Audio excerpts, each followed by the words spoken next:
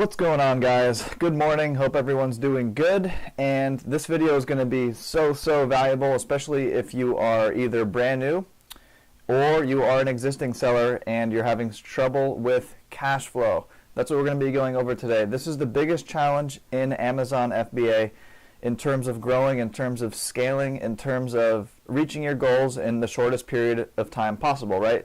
And I imagine that is what you want to do. So cash flow, like I said, is the most important limiting factor in your Amazon FBA business growth. I've experienced this firsthand. Everybody does. In today's video, I'm going to give you 6 tried and true methods on how to get that cash flow positive sooner, how to get you scaling sooner, how to add more products to your product line sooner, not having to wait and wait and wait. And this is going to be so beneficial, so helpful. Guys, stay till the end of the whole video. Highly recommend it. You're going to learn a lot. Probably have seen some of these things before. At least that's my hope. So with that being said, let's get into this. Alright, so as you know, guys, this channel is all about keeping it 100% real, no BS, and here is the reality of this business, okay? And I've said it many times in the past, but I'm going to say it again. You're not going to achieve. So look, if you want to make $1 million on Amazon, right? You're going to need to sell a lot of units, and in order to sell a lot of units, you're going to have to invest a lot of capital in those units in terms of inventory. I know that's obvious, but some people fail to remember that because they get so clouded with seeing a gigantic sales number. So these are my top 6 ways to increase cash flow, to get yourself positive sooner and or expand as quickly as possible. I've done all of these methods. They all work. I don't teach anything on this channel that I have never personally done. I don't believe in teaching theory. I believe in teaching things that I have actually done myself with success. So, number 1, negotiate terms with your supplier. So, as you guys know, the standard kind of practice of how you do business on Alibaba and most of those other Chinese platforms is you pay 30% up front before shipment, or before production, sorry, and then 70% when the items are done being produced right before shipment. So the 30-70 model is pretty standard. That's kind of what every supplier runs by, right? Well, what if I told you that you could actually negotiate terms? It's called terms with your supplier. So basically, you can negotiate 10% up front, 20% when the product is completed and ready to be shipped, and then 70% 1 month after your product has landed at Amazon. So you already are making money. You're already turning some of that inventory before you even have to pay your largest amount of money to the supplier. Now, that is incredible, right? I mean, that's a complete and utter game changer, guys. If you can get terms with your supplier, complete game changer. And it allows you to scale so much faster. With that being said, though, in full transparency, it is going to be nearly impossible for you to come out of the gate proposing that type of a deal with a supplier that you've never built any past rapport with or done any business with before. In fact, they'll probably take it a little bit offensively and probably, not really take too kindly to it. So I highly recommend that you actually place a few orders with the supplier first, doing it the standard way to build some trust, build some rapport, build that relationship up a little bit, and then, be like, hey, this product is selling a lot. I'm really, I really value our relationship together. So in an effort to really start expanding, we would like to order 3 times more units on our next order, but here are the terms. We'd like to do it so and so in order to help us expand and grow. And most of the time they'll be pretty receptive of that. And again, it doesn't have to be 10, 20, 70. That's like a dream scenario, right? It can be 20, 30, 50. It can be whatever that you come up with, however the numbers work for you. So this is a complete pro tip, guys. I've used it. It works. It's amazing. I highly suggest you write this down and use it in the future. Number 2, batch out the order. So example, we all know that ordering in large bulk is generally going to always save you money per unit, correct? So what we can actually do is we can batch out the order. So let's say we only have interest in sending in 500 or 1,000 units into Amazon right now. That's all we need, right?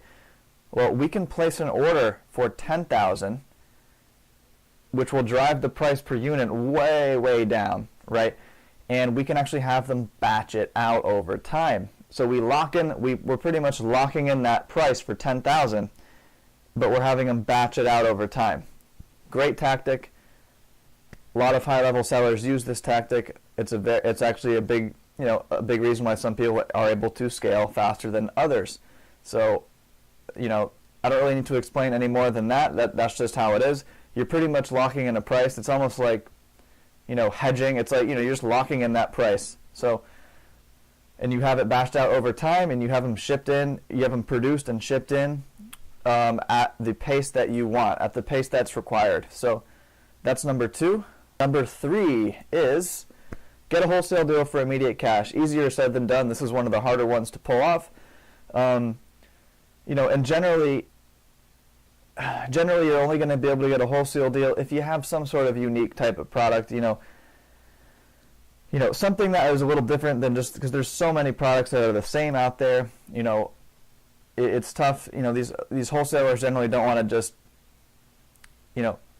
Here's the reality. You and I, we're not Nike, we're not Apple, we're not an extremely established, well-known brand.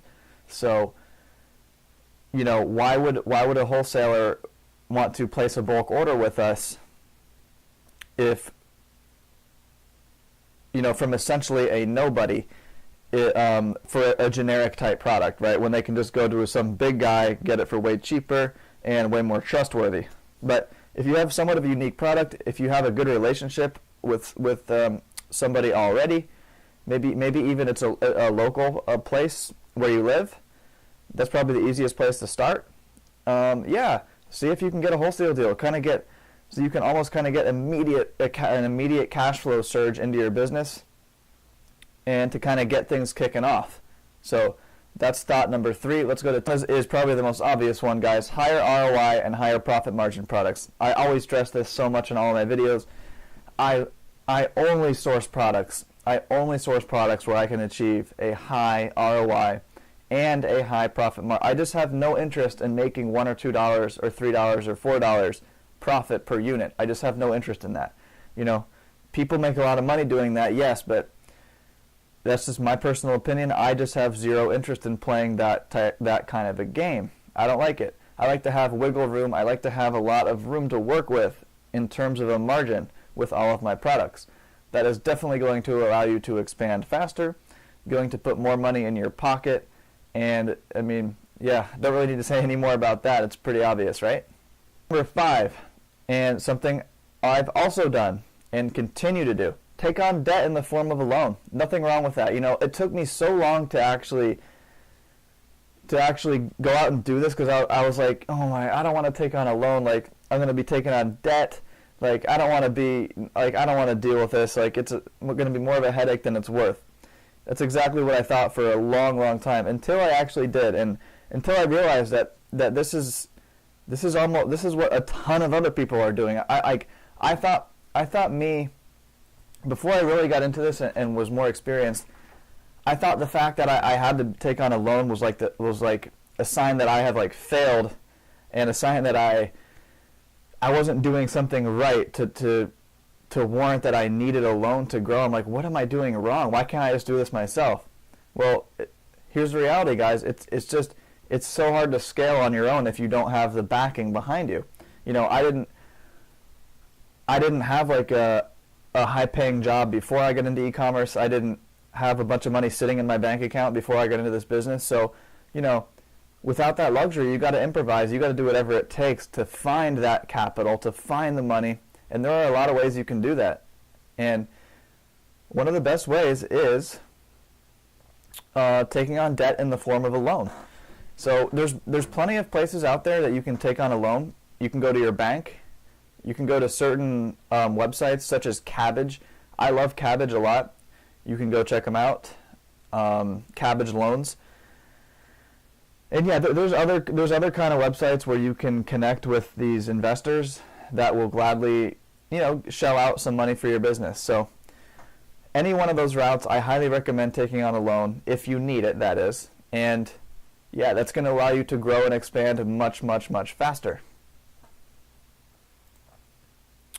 And tip number 6, kind of going in concert in relation with the loan, is taking on an actual business partner. So this also has great benefits as well as a couple drawbacks.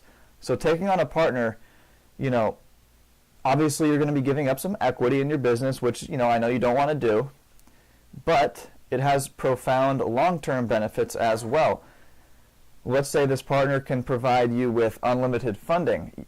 So you're not playing the loan game of always having to go back, calling up your bank to ask for more. I'm like, hey, can I get some more now? Like, I'm running out.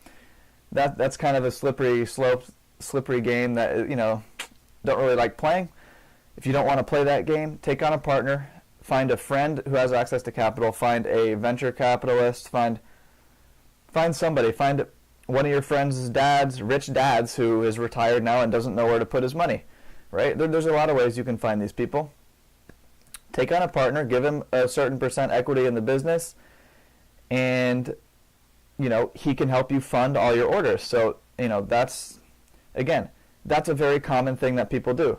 A lot of people who are running these high, I'm talking high, like high 7, high 8-figure, high 9-figure Amazon businesses, most of these people, if not all of them, are doing it with at least one partner because it's just easier, guys. You're going to hit those numbers at a much faster rate. It's kind of just think about the scenario in your head, right? You can do this all on your own with no money. Don't get me wrong, you 100% can. But would you rather have a 7-figure business doing it all on your own in 10 years, or would you rather have a 7-figure business within 1 year? And that's the difference. So willing to sacrifice some of the profits in order to grow 10 times faster, or do you want to keep everything for yourself but not really see a whole lot of return on the work you're putting in for a greater period of time? So here's my recommendation for that.